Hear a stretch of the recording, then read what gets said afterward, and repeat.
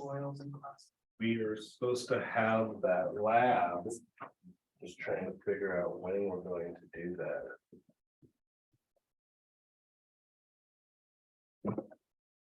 Either that or Rachel's gonna teach it in her backyard. You're all crazy. Yeah. Yeah. Well, meant to some of the stuff that Peppermint is. Yeah, did we start essential oil already? I did press. Okay. Okay, that's fine.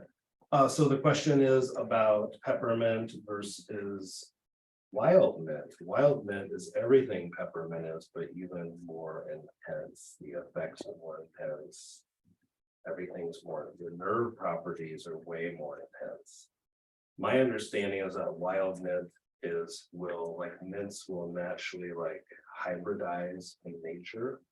So sometimes like wild mint can vary, I guess, in botany perspective from like area to area greatly because it just naturally likes to change and morph and hybridize with other mint family things and that a lot.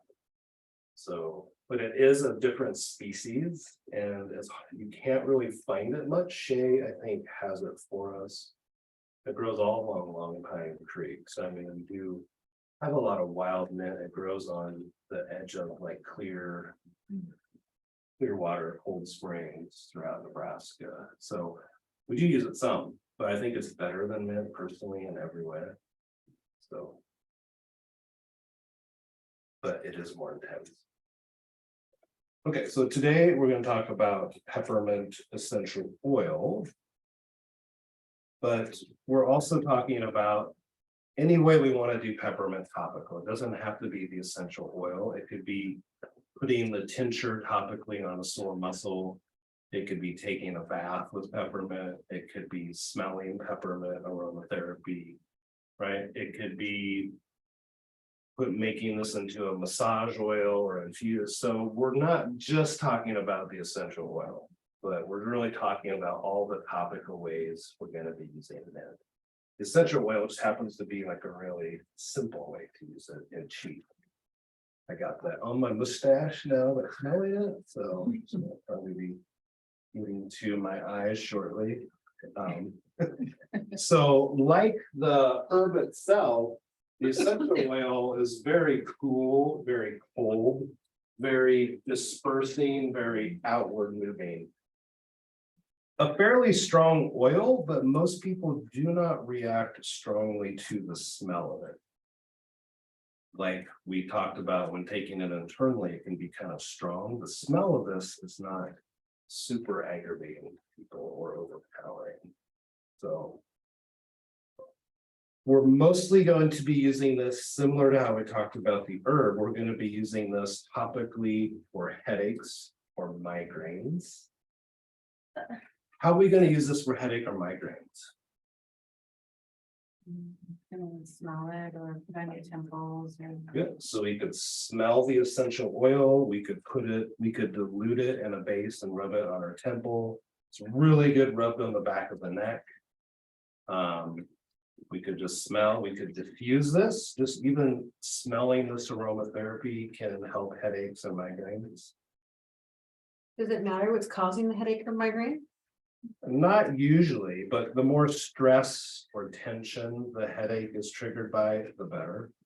But I mean, it'll still be helpful for like hormonal headaches and that. It's just better suited for some of those things. Okay, I'll pass this around. So peppermint, I mean, like a few of the essential oils we talked about, this is so common and so cheap. It's really not like counterfeited. It's not like cut with cheaper oils, and it's so cheap. So just about any decent brand of peppermint will do. You don't have to buy like $30 a bottle peppermint, you know, it's all pretty good quality across the board. What else? How else could we use this for migraines or headaches? We could soak the essential oil and dilute some in water and soak a rag in it and just put it on our neck, on our forehead, on our temples, on our head. We could also just make a tea of peppermint and just soak a cloth in it, right? And just put on our head, temples. We could, it's really good to put peppermint like a soaked in like a dish rag right on your forehead. That's one of the best things you can do. We can massage the back of the neck. Sometimes the chest is a good place to massage for headaches and migraines. Often with headaches or migraines, the idea is we want to get the blood moving the right direction. So when people have a headache or migraine, one of the best things you can do with mint is massage it on their hands and feet. And that draws a lot of blood flow, sometimes away from the head to like help inflammation and pain. That makes sense. That's like how a lot of hydrotherapy works. It draws moving blood by changing the dynamic of blood flow. Okay. Mint is also really good for any kind of, like we said, digestive upset. So we could use this for stomach aches. One of the best aromatherapy for nausea or vomiting. Intestinal cramps, IBS, constipation. So we could dilute the oil into like a carrier oil and massage the whole abdomen. Could you put it in castor oil? You could put it in castor oil, yep, or any kind of other, oil. We could do, we could actually just soak a rag in the tea and put on our abdomen. We don't have to have the essential oil. There's so many different ways to use this for any kind of digestive problem. It's also good for vomiting, gas, bloating, stomach cramps, stomach pains. Even just smelling it can be soothing to digestion. There's a lot of aromatherapy studies done on it.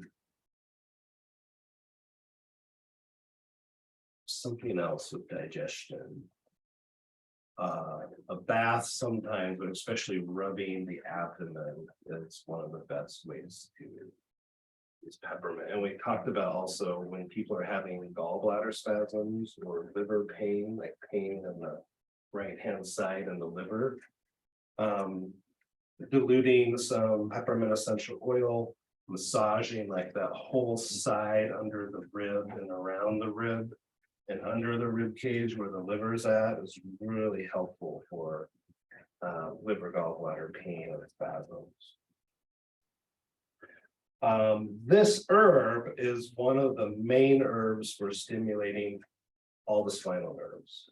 So this is why, like in Chinese medicine, when they do the scraping and cupping often, historically, this is the oil, like they would dilute peppermint oil. There's different famous formulas that would be diluted and put onto the back. That would be like the oil you would do before you scrape someone, or before you do cupping, or before you do like moving cupping, you would do this.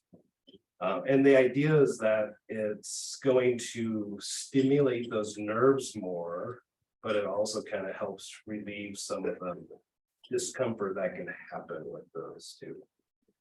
And when you're done with the scraping and cupping, it also is going to help disperse everything out afterwards. So you have like the bruising will heal quicker, everything will heal quicker.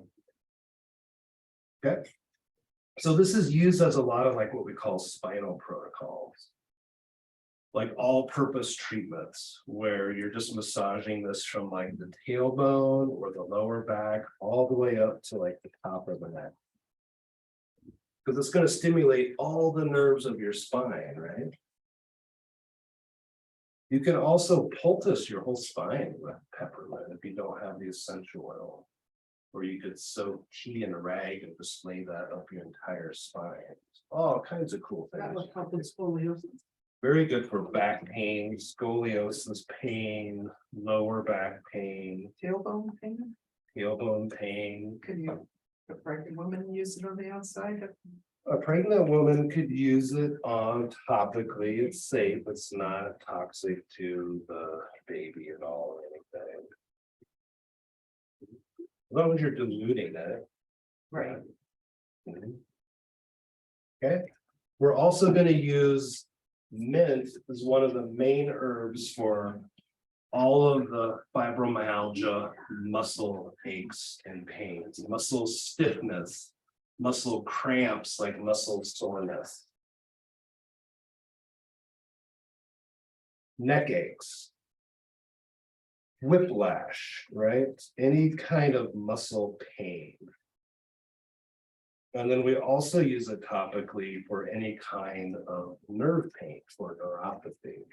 Again, we could dilute the essential oil and use on our hands or feet.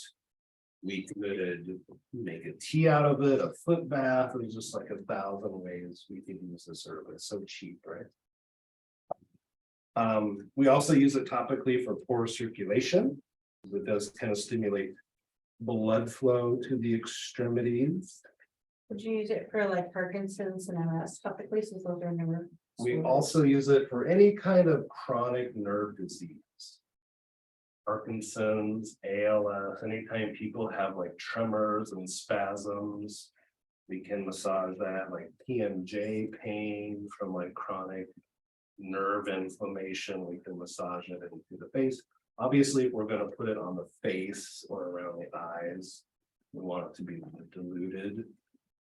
If we're going to use the essential oil, if we're going to do the tea, we don't have to worry about it. We can soak a rag in the tea or make a poultice right on the area. You're talking about diluting it, is it like the 3 drops to the tablespoon? Yeah, usually when we're talking about the essential oil diluted, we're going to have a tablespoon of a carrier oil. And truly, it's just whatever you have at home, like olive oil is really great and very high on it. And you just put, 2 to 3 drops of an essential oil. That's pretty average for something like mint. Okay. So we can also use this topically for, I said, anxiety and stress. This is also really good topically for heat stroke, fevers, colds, flus, viral infections. So peppermint bath with just the tea is one of the best remedies for colds and flus and fevers, all ages. It's just one of the best relieving things you can do. How do you use it topically for stress and anxiety? So topically for stress and anxiety, we would go up and down the spine. And the other thing for anxiety is we would put it right over the heart. Yeah. That was something Knight did, was he had what he called a heart ointment. For people that had like a lot of heart and chest pain and stress in the chest.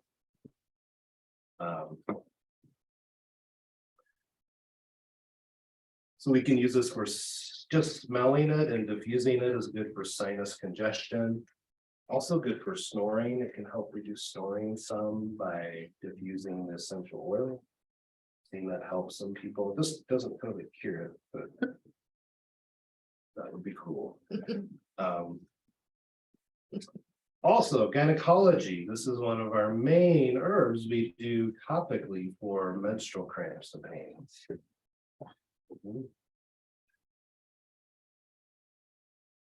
So premenstrual cramps and pains, menstrual cramps and pains, pains from like fibroids or cysts or like ovarian cancer. Again, we can dilute the oil, essential oil, or we can do a poultice of the actual tea, or soak in a bath of it is really good for menstrual cramps and pains. Really, really helpful. We talked about any kind of itchy skin, bug bites, spider bites, chicken pox, the pain of any kind of like itchy skin disease. Peppermint's really helpful. It doesn't really cure anything, but it's helpful for the pain relieving part. Does that help shingles? Also can be helpful for shingles pain. Measles, chicken pox, shingles. So isn't it echinacea that helps bug bites not itch? Is that right? Echinacea is good for the itching, but it's also really good for the inflammation and the So- immune response that can trigger all that. So peppermint is more just pain relieving, and it's a little anti-inflammatory, but different than how echinacea Okay. The two together, it's really good. Okay. But again, we said we can use this for heat stroke too. Or if you're gonna be out in the heat, you can put some peppermint diluted essential oil on like a scarf and wear around your neck. You can rinse your face or hands with the way we cool the body is usually the forehead or the back of the neck or the wrist. How we cool the body temperature. And also like rosemary, because this herb is so like outward and upward moving. This is a really good herb when we just feel mentally really dull, like when we need like concentration, focus, alertness, and we feel like our brain is just in a brain fog state, which often happens with fibromyalgia, right? Or chronic pain. Yeah, I love smelling this herb. It just reminds me of a lot of Chinese clinics that I've been in my life. So I love the smell of it. I don't know how much this was, but it's probably pretty cheap. I mean, it's not, essential oil is pretty cheap of it. If you're ever at like a Chinese grocery store or like an Oriental supply place, there's the famous white flower liniment. So often, like when you look at Chinese medicine, the pain relieving balms are more specific. Usually we have like a green or a blue liniment, which just means they're cooling and would be based off of mint. Then we usually have like a red, which would be heating, which would be more like high-end or something like that. So when you buy Tiger Balm, you can buy like the greenish bluish one or the red, we buy patches. So there's just, this is really common in Chinese culture, this understanding. So yeah, very good for nerve pain, topical.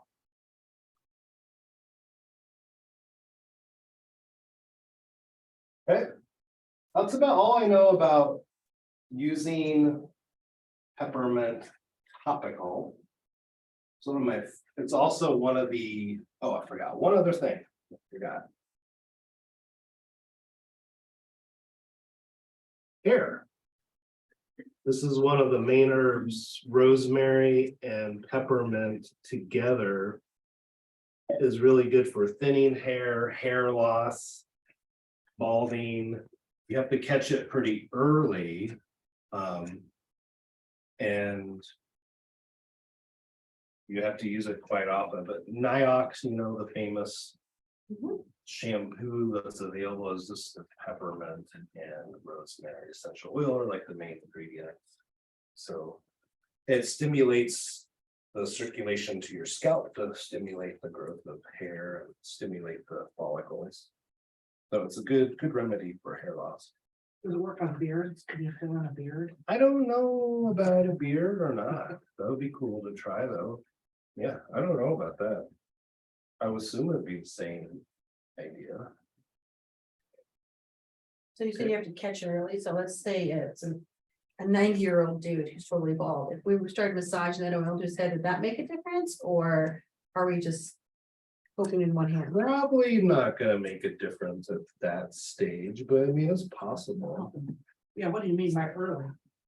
Like a 25-year-old? As it's starting, or I mean, as long as it's not progressed to the point where it's really dramatic. It's still gonna be good for the blood flow to your scalp though. Yeah. So if you have itchy scalp, like itchy skin, like peppermint is really good, very pain relieving. Like, so a lot of people have dandruff that's really itchy, like this is really good to put in a shampoo. People have like eczema or psoriasis and they're making a sag, you can add like mint to just take away like some of the pain and discomfort of it.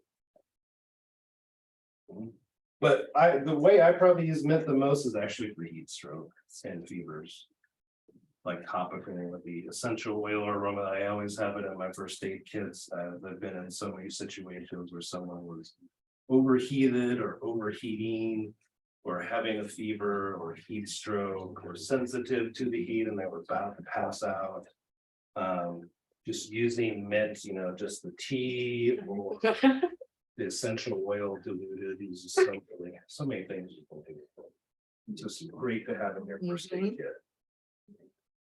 So you can always find this tea bag about any grocery store in America. Even dollar store, I mean, Walgreens, everywhere's got a tea bag of mint. It's one of the basics. So. I mean, you can make your own candies and all kinds of other stuff too, but this is the main. So any questions about mint? Essential oil or topical at all? No. It's a good one for the bottom of your feet too. To stimulate all those acupuncture points and things on the bottom of your feet, like for reflexology.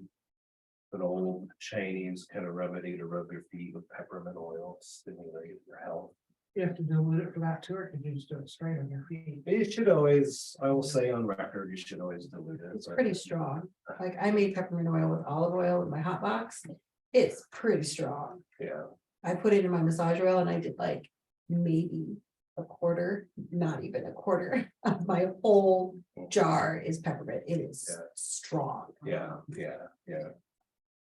So it's a fun remedy to play with. So you can all grow a lifetime supply in a year or a family supply for a year of just one single dollar plant, or $3 plant.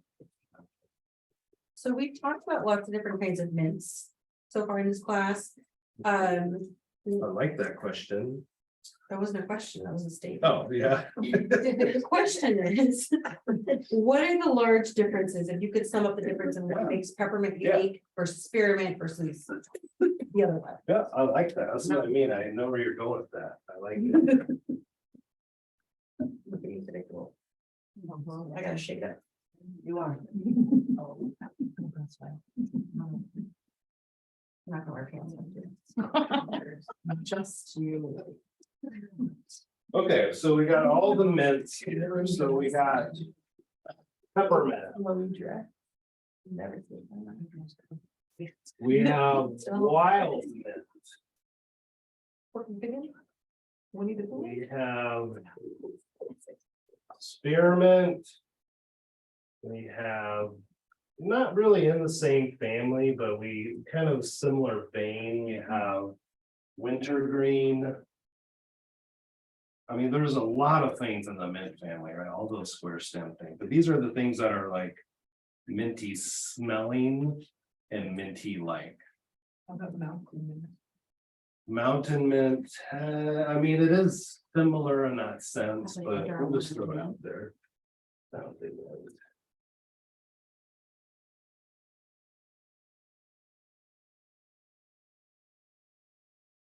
Okay. So the main difference is, one of them is really simple, is that spearmint definitely high affinity to the stomach almost exclusively. Does not have a lot of these other nervine, pain relieving properties that are as pronounced. And it also does not affect that sphincter. So like we use this for nausea, acid reflux, vomiting.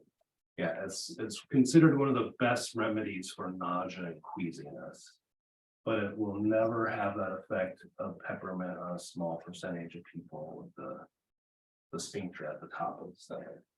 So mostly targeting the stomach. Peppermint is really, of all these, is the most dramatic kind of like overall kind of digestive herb. If we want to just summarize the difference. And kind of antiviral diaphoretic. This is the most pronounced kind of digestive. Meaning, if we're just going to throw something at any possible digestive symptom, pretty good chance peppermint's always going to help. And then again, for a diaphoretic effect, very much helpful and antiviral. Wild mint, just in my opinion, is a way stronger nervine. So the nerve calming properties of a wild mint are more pronounced. not as minty, it's more skunky, minty smelling, it's just a little bit different. Wintergreen is clearly the most important, the most pain relieving of all the mint-like things. Especially topical, the pain relieving properties of wintergreen were joint aches or pains, arthritis, muscle aches or pains is most pronounced. Most of that's just because the concentration of menthol compounds in that are the highest in it. Mountain mint, so this would be for internal or topical, either one. Mountain mint, which is not like necessarily truly a mint that grows native in a lot of places, especially around Long Pine Creek. Mountain mint is the most specific for women's health conditions for gynecology, where we want a mint-like effect. So more for like menstrual cramps and pains, menopausal hot flashes. It's something we're just still trying to learn about a lot, but it's a really exciting native plant. But it definitely targets the lower abdomen and ovary and uterus pelvis more than all the other mints. So that's how it's a good question.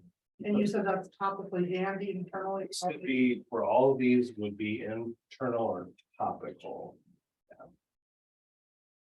Yeah. So you can still find some wintergreen flavored candies and gums still. Not sure why, and mint is mostly all fake, so.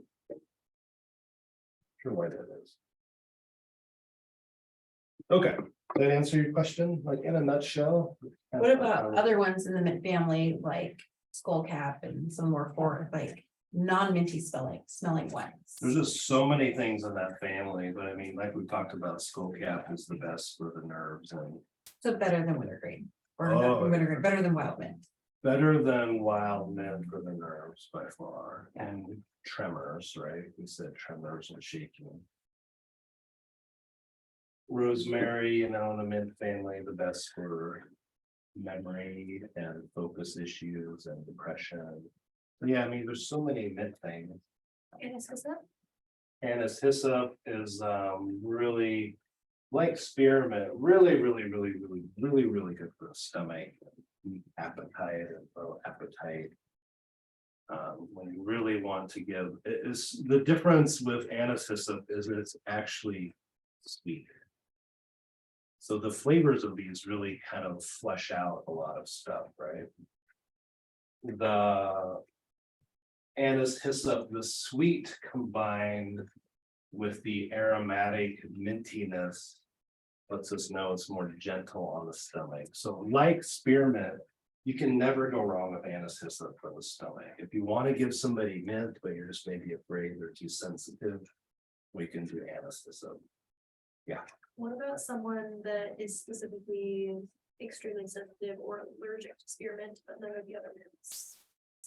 Yeah, my understanding is that the mint family things are not.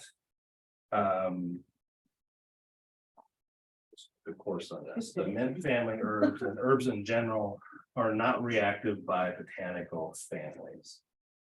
So meaning if somebody's allergic to spearmint or lemon balm or rosemary or peppermint, that has no bearing on being allergic to other mint family herbs. That's like the latest date as of last month. So, which I didn't know. I didn't think that was. I thought there was, but I guess there's no evidence anywhere to show that there's like a cross reactivity. Same with other foods too. Like, someone's allergic to like an almond, or a cherry, they're not necessarily going to be allergic to like an almond, things, or peach, things in like the same type of family group. So, okay. That's a good question. So we have lemon balm in the mint family, right? The most mood uplifting of all the minty things. Catnip? What's that? Is catnip? Catnip, yeah, catnip is just, remember, like peppermint's crazy, wild, skunky, funky Oh. cousin. Who just comes to the party underrated and underappreciated and just blows everybody's mind.